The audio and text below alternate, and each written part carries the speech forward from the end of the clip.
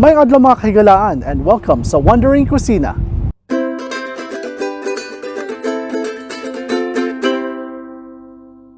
Ang gagawin natin ngayon is itlog maalat na may kasamang chicharon. So, ito yung mga ingredients natin. May 3 kamatis po tayo, sibuyas, sili, yung itlog maalat natin, yung chicharon, asin, at saka pepper. So, una natin gagawin is hihiwain natin yung mga kamatis natin.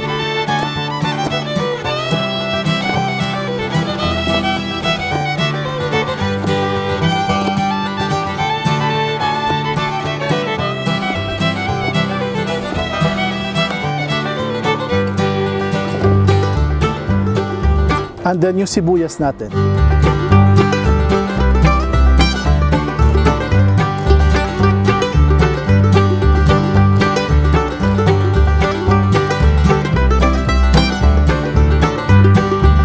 So ngayon, yung sili natin, we're just going to take one piece of sili kasi napakaanghang po pag damihan natin.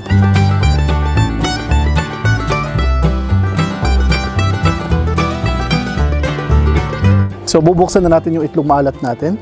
So if you notice po kasi nandito tayo sa ibang bansa and dahil imported po yung duck eggs natin, itlog maalat usually comes from duck eggs. So dahil imported po siya, nakabalot po siya dito.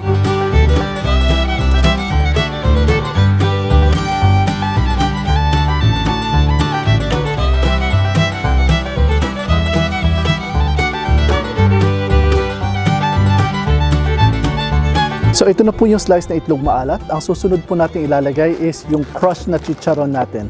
And I also forgot to inform you na may suka pala tayong ilalagay. Ika-crush po natin yung chicharon natin tapos ihalo po natin dito sa ating itlog na maalat.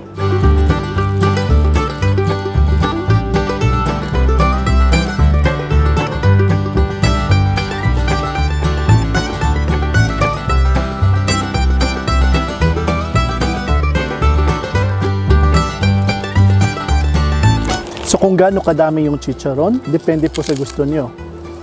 Kasi masarap po siya talaga. If you know what I mean and if you have tried this. So para po siyang salad na itlog na maalat kasi hindi po siya niluluto.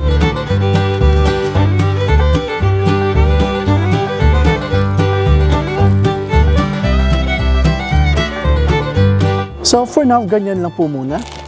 Ang susunod po natin is konting asin lang po. Kasi medyo maalat na yung itlog maalat natin. Lalagyan lang natin kasi marami po tayong kamatis at saka sibuyas nilagay. And then yung pepper natin po.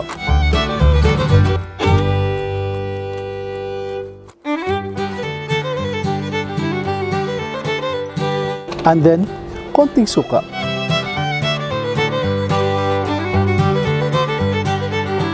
That's it. And then we're going to mix it.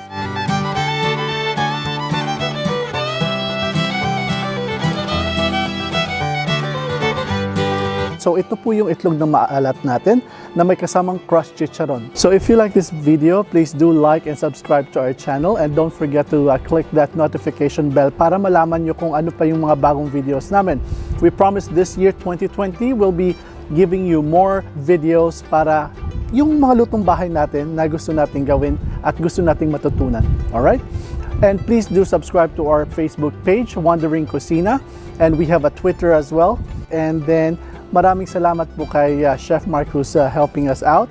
And daghang salamat mga kahigalaan. Until the next episode. Peace.